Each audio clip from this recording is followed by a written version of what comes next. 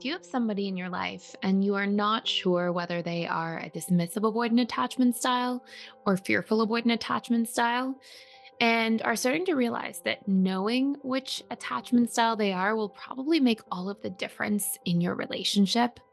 Well, in today's video, we are going to embark on a journey in exactly how to tell the crucial differences between a fearful avoidant attachment style and dismissive avoidant, because not only are they very unique to one another, but also knowing who is in your life and how to address them in regards to their needs, their fears, knowing the potential red flags that could come up and how to deal with those things in advance can help you so much in regards to strengthening your relationship and even deciding if this is the right person for you.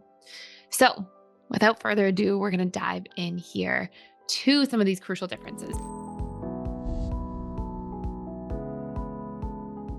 Now, this actually comes from our body of work on attachment styles called integrated attachment theory, where we talk about not just the key characteristics of different attachment styles, but how to rewire our attachment styles to become securely attached in the fastest and shortest period of time. And this has to do with a few major characteristics. We talk about the different needs of different attachment styles, the core wounds or fears, and we talk about how to make sure we learn to emotionally regulate, set boundaries, communicate, etc. And there are sort of those five key branches as well as changing our behaviors. Now, here are some of the crucial differences that you'll see here that can really help you recognize the differences between dismissive avoidance and fearful avoidance. Now, of course, not everybody fits, exactly into this mold where every single thing lines up with 100% accuracy, but these are these really profound overarching themes that tend to ring true all the way through. And you'll generally see a lot of these themes apply, especially as we get into some of the future dynamics here.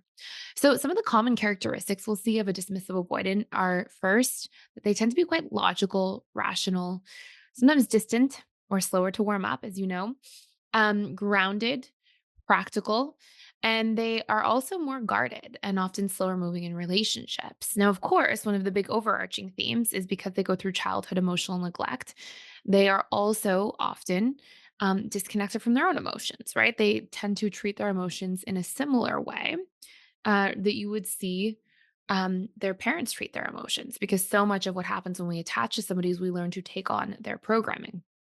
Now, let's compare that to the fearful avoidant. Fearful avoidants, when you first met them, they tend to be very present.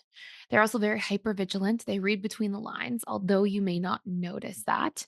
They tend to be charming, likable, quite generous in close relationships, quite intense. And of course, as you get to know them a little bit more, you'll start to see them become more hot and cold, potentially a little bit more suspicious at times.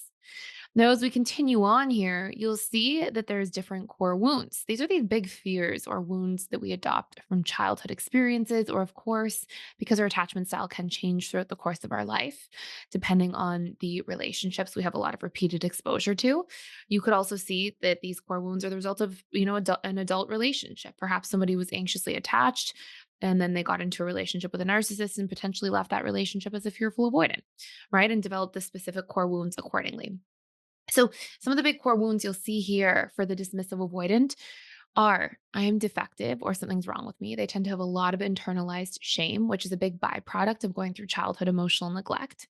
I am unsafe. Particularly, this applies to when a dismissive avoidant is in conflict. They will often feel emotionally unsafe. And it also feels quite unsafe for them to rely on other people. They also have big fears of being trapped or helpless. They tend to fear that they are not capable of change. They are afraid that they are weak if vulnerable and often struggle with feeling not good enough or powerless. Now, you'll see here fearful avoidants share in some of those core wounds, but also have these very anxious leaning wounds. The big core wounds for fearful avoidance that they tend to relate the most to are: I am or will be betrayed. Abandoned is a big one. And they'll still tend to really struggle with helpless or powerless or feeling out of control as being a big trigger.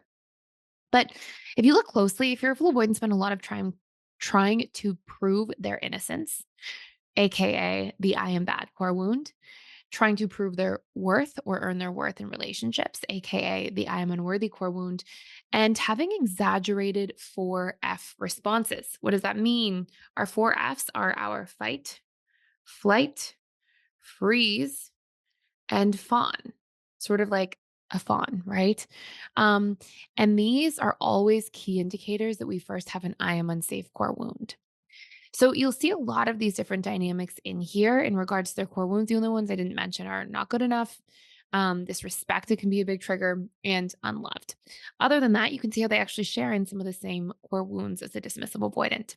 Now, what you'll see here as we go a little bit more deeply into it is that dismissive avoidants, when it comes to their emotional tendencies, they tend to most often experience and express feelings of shame, low level anxiety, irritation, impatience, frustration, annoyance, feeling drained, overwhelmed, or numb. And when we take a look at fearful avoidance, they express differently. They often feel angry, hurt, frustrated, overwhelmed, pressured, guilty, ashamed, anxious, or offended.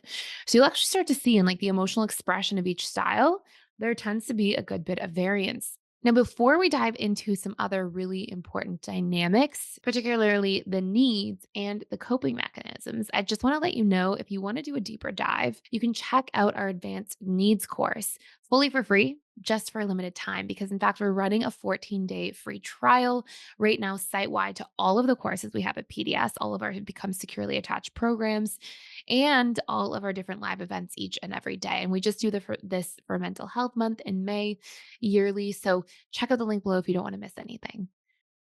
Big needs of a dismissive avoidant in a relationship. They need a lot of autonomy, independence, freedom, appreciation, acknowledgement. These are the ones that most people are surprised by. Understanding, acceptance, support. Absolutely massive for dismissive avoidance. Harmony, peace, time to decompress, certainty, stability, and safety. If you look at fearful avoidance and what they tend to need, it's quite different.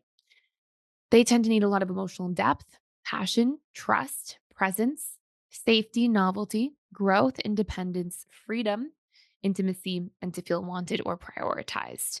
So, hopefully, you're starting to see here, just in the expression of somebody, some of the crucial differences. Now, when it comes to boundaries, we'll tend to see dismissive avoidance set more extreme boundaries than other attachment styles.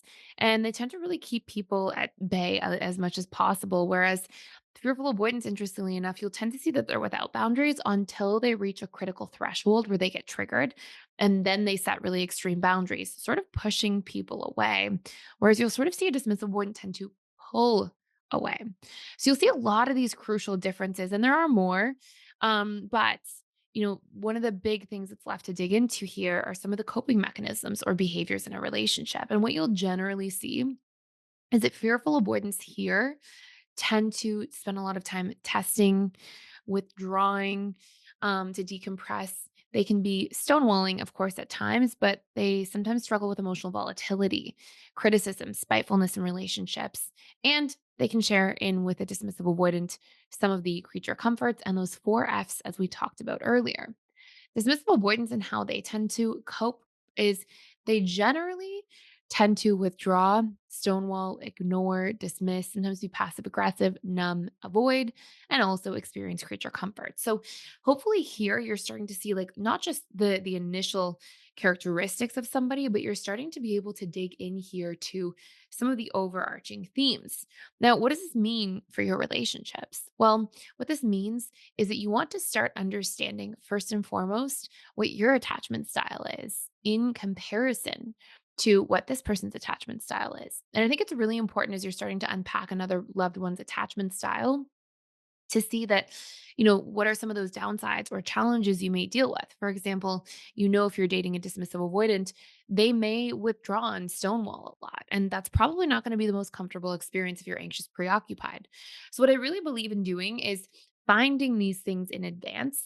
Having discussions around them if you do see them happen, and really vetting a potential partner to see if they're willing to work on these things and change these things. Because if so, you can make big strides towards becoming more securely attached together. If they get left undiscussed and swept under the rug, we're always going to not, pretty much pay the consequences of that later because we can't repress our hurts or frustrations forever. So, what's always initially repressed is instead very likely to come out in different forms instead. So, it's very useful to make sure that you're talking about your needs, working through these things by setting boundaries around them and having open communication about the different coping mechanisms, and also being mindful of each other's big core wounds and fears. This can help a relationship be much more effective, much more connected, and it gives you the opportunity to really vet and see, is this the right person for me? So that's it for today. I hope you enjoyed today's video. Thank you so much for watching. If you enjoyed this, please consider liking, sharing, and subscribing. And I can't wait to see you in future videos.